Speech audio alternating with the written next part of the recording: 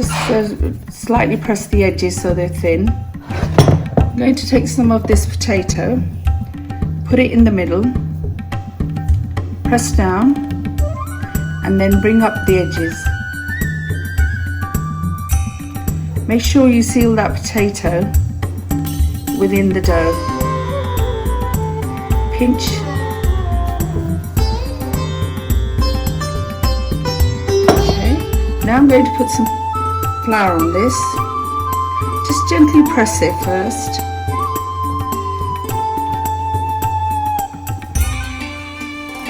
And then roll it out.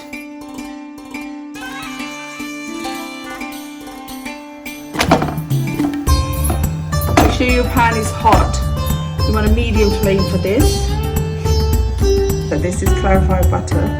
You can use oil, it's up to you, olive oil, whichever is your choice. Okay, just spread it out all over.